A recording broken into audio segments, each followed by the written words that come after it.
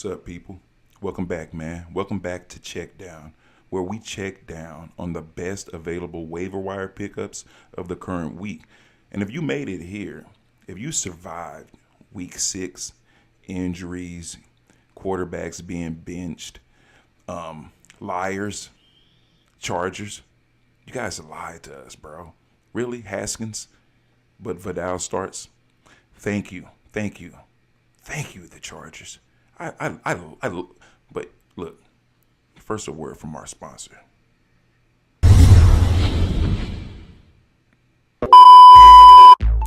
Football is money. Whether you're a diehard fan, fantasy manager, or just in it for the drama, we're here every week to bring you the action and analysis you crave. Plus, don't miss a beat. Follow Football is Money on all social platforms for extra updates and live game insights. Join the team, subscribe today, and let's make every game count on Football is Money. FootballisMoney.com. If you're looking for parlay help, fantasy help, or you just want to know what the tickets are or the over and unders of a game, Football is Money where you need to be. They Call Me Boss is the host over there. Podcast every week. Dedicated. Go over there and check them out, man. It's my partner in sponsorship. All right, on to our show. So, as I was saying, man, there's been a lot of things going on. A lot of things that, we care about, but we fail to mention, right? But as far as Joe Flacco going to, Cincinnati to, be there before Burrow gets back, and he's like I guess he's the savior of that city at this point to get them to the Super Bowl. I don't dig it. You know what I mean? I don't understand that trade 100%, but that's a whole nother story, bro, in its own, Let's get straight to the waiver wires, all right? So let's start off, with someone that I've been looking at for a while, someone that I feel like a lot of people have slept on. And just a disclaimer, if you're on this right now watching this live, just know that these are not individuals, right, that you need to be dependent on. Some of them are, most of them aren't. If you are on here and you're looking for someone on this list to start, that means you're desperate. You're at the bottom of the barrel. So these are the most, I guess, consistent players that you can probably count on going forward, you know what I'm saying? But if you are here, man, it's tough out there, dog. I mean, you survived, right? But it's tough, dog. So I'm going to go to Indianapolis, and I'm going to holler at my man Josh Downs, man. Josh Downs has 40 fantasy points, going over a span of 6 weeks. He's been quiet. Pittman's been getting a lot of it, and the young rookie Hayden has been getting a lot of targets. But Josh Downs has been emerging as someone who is dependable when it comes to deep ball threats for the Daniel Jones.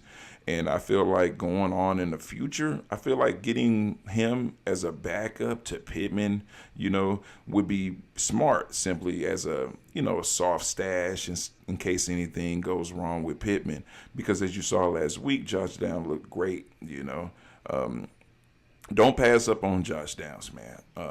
If you need him. If you don't, man, pass him up, bro. That's my advice to you, you know what I'm saying? I wouldn't be too... Listen, man, your lineup has to warrant for these people. Don't just pick them up and throw them in there and plug and play. No, that's not what I'm saying, all right? But like I said, Josh Downs, Indianapolis, man. Next up, bro, somebody, I feel like my boy Mayday has been, targeting a lot. And I've been looking at him for a while too, but I just haven't really said nothing because he has a weird name. So I'm like, I don't think I want a dude named Booty on my, on my starting list. But I'll put that Booty on there. Pause. You feel me? I'll put him straight on there and I'll start him this week. Matter of fact, I'll start him, bro. Keyshawn Booty has 57.10 fantasy points, man. And he's like I would say the number one receiver on that team, but you can make an argument about Stephon Diggs. But me personally, I think Booty is the bigger target. Pause.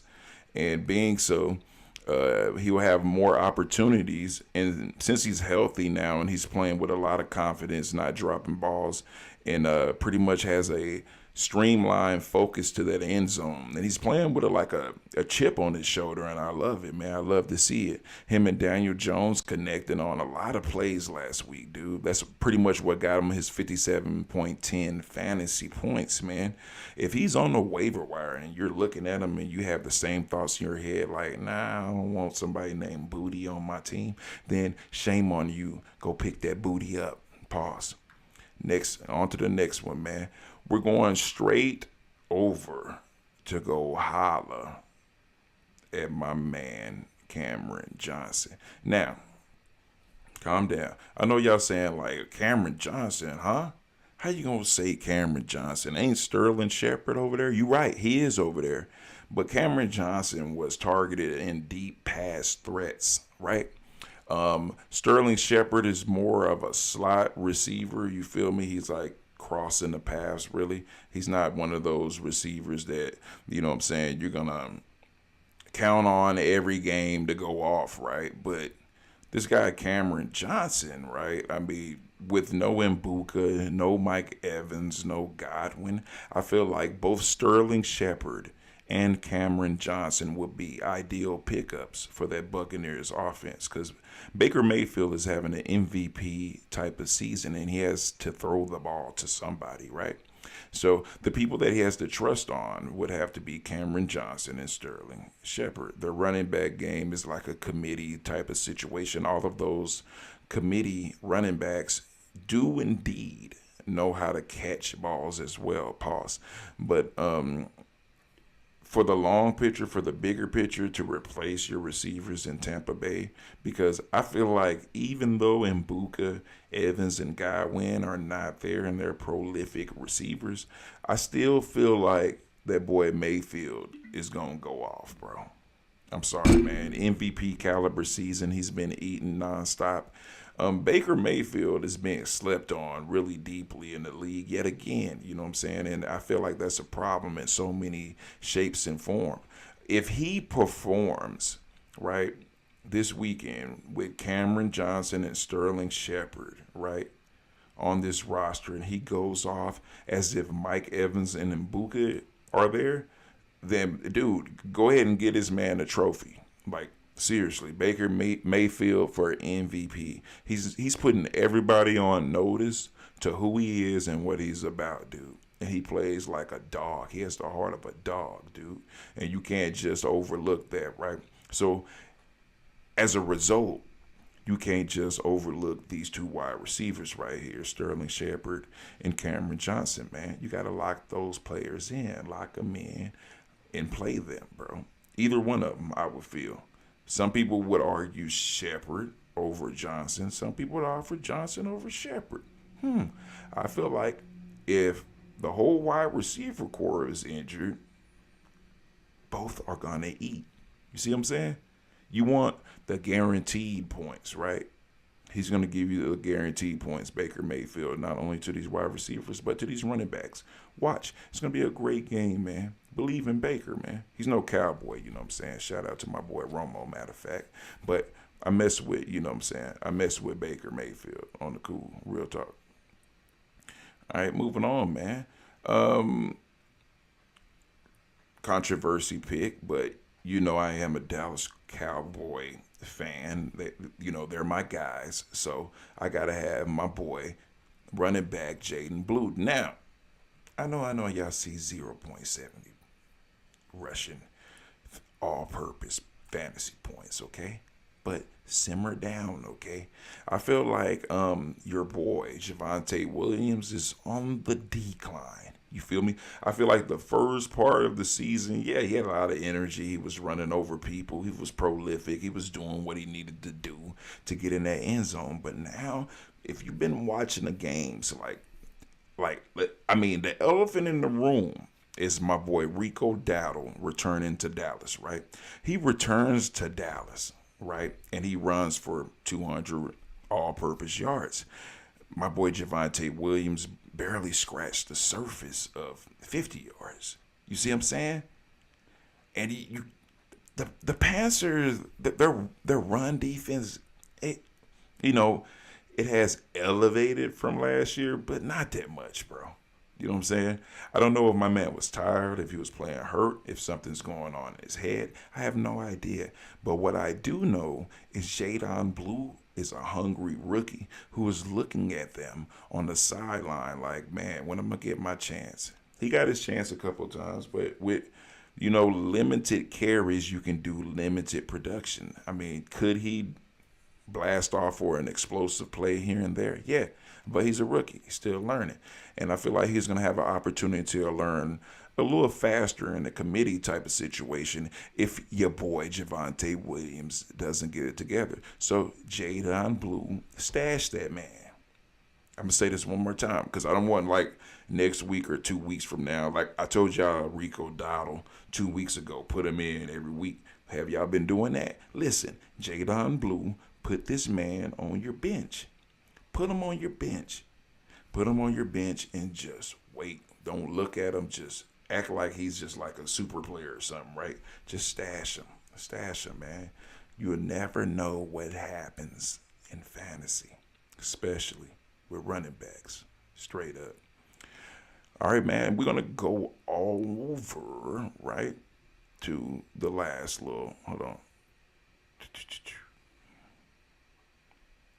Hold on, man. Nah. Hold on, man. I'm sorry, guys. But we got to go on to the stash of the weekie. You feel me? We can't, you know what I'm saying? And listen, man, before I even put this person on here, like, calm down, all right? Just calm down, bro, all right? Y'all see him right there. He lurking, man. So my stash of the week, man, and y'all better pay attention to this man. It's not Jalen Coker, by the way. Messed it up. But Christian Williams plays for the Green Bay Stackers. You feel me? Pick that man up and stash him, bro. He's been practicing. He was seen practicing just yesterday, bro. Just yesterday. And Matthew Golden, and I know he's a rookie who was there to take his place. His time is over, bro. He now moves to the fourth receiver. That's what I believe. Because with his limited opportunities, he has not provided for anything that makes me feel like he should start over my guy. You feel me? Christian Watson. And I'm not even going to disrespect Christian Watson in the fact that he is going on a veteran stint now, right? I wouldn't call him all the way a veteran. I don't think he's been there for, I don't know exactly how many years he's been there, but Christian Watson is off of injured reserve, I'm going to say by the end of next week. So by week 7, he'll be back and he'll be ready and in action. So that's my stash of the week, baby. So, all right, man, that's the end of the show, Doc. I mean, I had to get out of here real fast. I just had to get these to you. Again, if you are depending on any of these people that I just named, shame on you. Your season is probably over. But these are the best available picks on the waiver wire as of today, as of Thursday. You know what I mean? So go out there, see if they're available. If you're going through injuries, if you're going through coaching change, or just liars. Just liars like the Chargers that lie and say they're starting somebody and they don't start them. It costs you your fantasy game. And I'm going to blame it on them, bro, because if I would have known the information, I would have grabbed Vidal. But that's cool, man. I got had. And you probably got had too. But that's a whole nother story. If you guys look at the Money Down, which me and They Call Me Boss recorded last week, we went over a lot of things that are coming up this week. This is just simply waiver wire ads. Short video. Make sure you share this. Make sure you like this. You know what I'm saying? And until next time, you feel me? Check down. Are you down to check it out? Check it out. Check it out. Check it out. No, I'm playing. See y'all later, man. Peace.